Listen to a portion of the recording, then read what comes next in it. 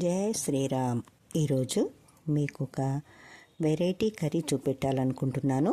ఇది ఎక్కువగా టేస్టీగా ఉంటుంది, ఆరోగ్యానికి కూడా చాలా మంచిది. ఇది కూర అలసందకాయ అని అంటారు దీన్ని. అంటే చాలా పెద్దగా పొడుగ్గా ఉంటుంది కాయ, అందుకని దీన్ని అలసందకాయ అంటారు. మన దీంట్లో నుంచి అలసందలు అంటే మన తెల్లగా ఉండే బొబ్బర్లు అలసందలు అంటారే అలాంటి వస్తాయి. ఇది కూరగా చిక్కుడుగాయ కూర ఒక టేస్ట్ అయితే ఈ అలసందల కూర ఇంకోలాంటి టేస్ట్ ఉంటుంది. దీన్ని ఈరోజు మసాలాతో చేసుకుందాం. అంటే కొబ్బరి మసాలాతో వేసి చేసుకుంటే చాలా బాగుంటుంది. అందుకని మీకు ఫస్ట్ కొబ్బరి గసాలు కొన్ని కాజులు కూడా వేసి పేస్ట్ చేసి పెట్టుకున్నాను. ముందు చూపించింది అదే. ఓకేనా? ఇప్పుడు కూర ఎలా చేసుకుంటాము?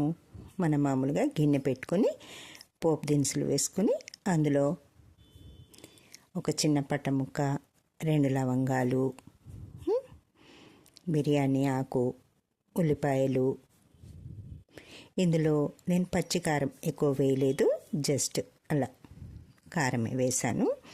మీ ఇష్టం, పచ్చిమిరపకాయలు వేసుకోవాలనుకుంటే వేసుకోండి. కరివేపాకు, ఉల్లిపాయలు, ఒక 2 పచ్చిమిరపకాయలు వేసాను. మసాలా ఎలా ఉండాలి కదా కర్రీ, అందుకని. ఓకేనా? ఉల్లిపాయలు మంచిగా దూరగా అయ్యేంత వరకు అలా వేయించుకోండి. ఇప్పుడు ఈ పట్ట, లవంగాలు, ఉల్లిపాయలు, పచ్చిమిరపకాయలు, కరివేపాకు అంతా కలిసి వేగుతుంటే మంచి గుమగుమ వాసన వస్తుంటుంది కదా. ఎంత బాగుంటుంది కదా ఇలాంటి. అంటే మనకి ఇలాంటి వాసనలు వచ్చినప్పుడే తినాలనిపిస్తూ ఉంటుంది. అందుకని టేస్ట్గా ఉంటుంది కర్రీ, ఆరోగ్యానికి కూడా చాలా మంచిది. చేసుకొని తినండి. మీకు ఎలా కుదిరిందో నాకు కామెంట్ చేయండి. ఓకేనా ఫ్రెండ్స్? మీ ఫ్రెండ్స్కి షేర్ చేయండి. వాళ్ళ అభిప్రాయం కూడా ఎలా ఉందో తెలుసుకోండి. అందరికీ అన్ని వంటలు రావాలని లేదు కదా.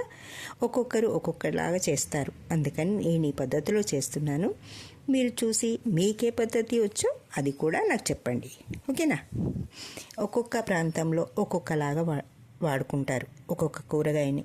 మనకున్న కూరగాయలలో రకరకాలుగా, అంటే ఒకే కూరగాయను ఎన్నో రకాలుగా వండుకోవచ్చు కదా. అలా ఈ పద్ధతిలో ఈ కర్రీని నేను ఇప్పుడు వండి చూపిస్తున్నాను. మీరు చూసి నేర్చుకోండి. అల్లం వెల్లుల్లి, ఉల్లిపాయ తర్వాత ఉల్లిపాయ గోలుతున్నప్పుడు అల్లం వెల్లుల్లి వేస్తే టేస్ట్ వేరు కదా. అది కూడా కాస్త వేగిందన్నాక, పచ్చిదన్నం పోయిన తర్వాత ఇప్పుడు మనము చిన్నగా చుంచి పెట్టుకున్న అలసందలను వేసుకుందాం. అలసందలు వేసుకొని కాస్త దూరగా, అంటే ఒక కొంచెం కలర్ వచ్చేంత వరకు వేయిస్తే ఆ నూనెలో వేగడం వల్ల మంచి టేస్ట్ వస్తుంది కర్రీకి కదా. ఎప్పుడైనా ఏదో ఆగమాగంలాగా అలా పోసేసి నీళ్లు పోసేసి టేస్ట్గా ఉండదు, కొంచెం నీరుగా ఉంటుంది. అందుకని ఇప్పుడు కాసేపు ఒక్క 2 నిమిషాలు అలా దూరగా అయ్యేంత వరకు, అంటే ఇలా మంచిగా కలర్ కనిపిస్తూ ఉంటుంది. అది చూస్తుంటేనే మనకు అలా కలుపుతూ ఉంటే మంచిగా అనిపిస్తూ ఉంటుంది, మంచి వాసన వస్తుంది.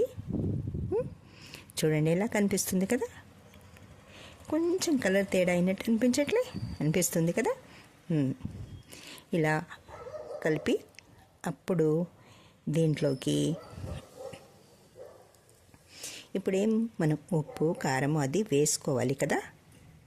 అందుకని ఇందులో కొంచెం దూరగా అయ్యేంత వరకు కాస్త అలా మగ్గనిచ్చాను. ఇప్పుడు దాంట్లోకి ఉప్పు, కారం వేసుకుందాం. ఎలా కనిపిస్తుంది చూస్తుంటే బాగుంది కదా.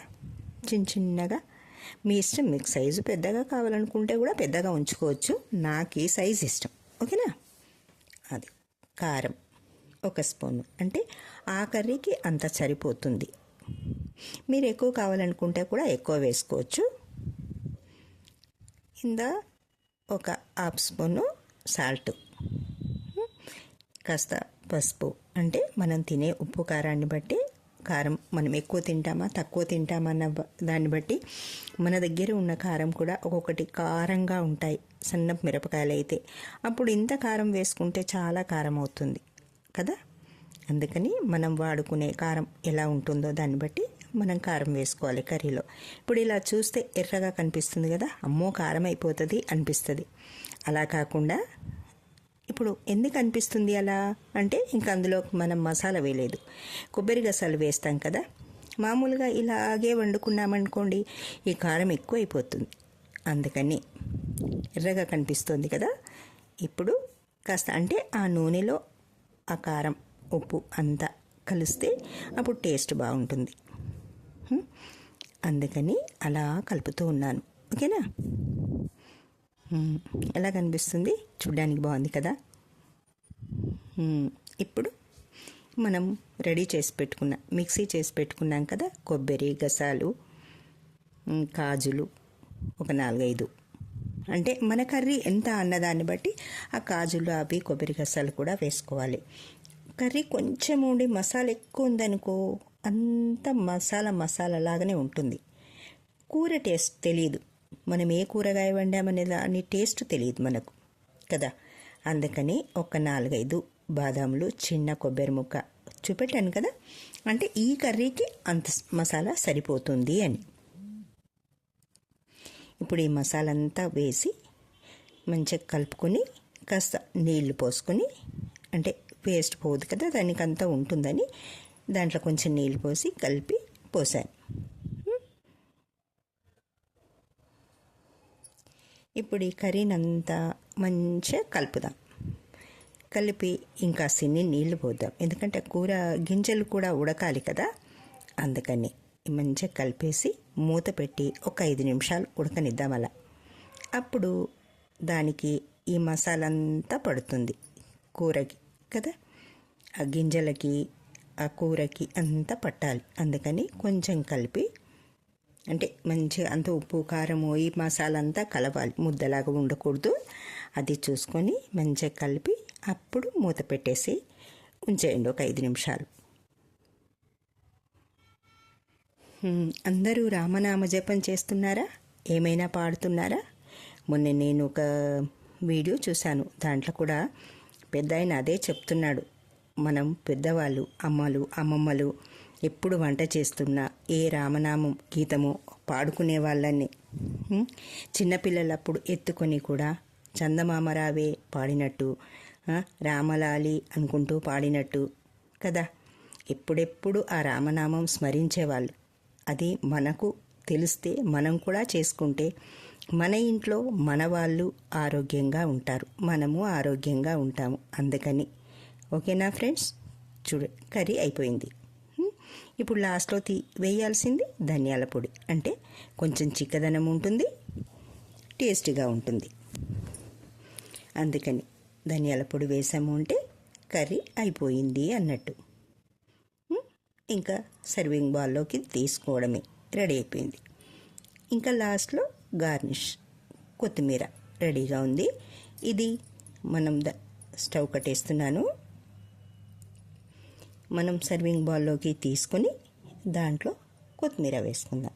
ఇప్పుడు అలంకరణ అందంగా ఉంది కదా. Okay friends, thank you watching.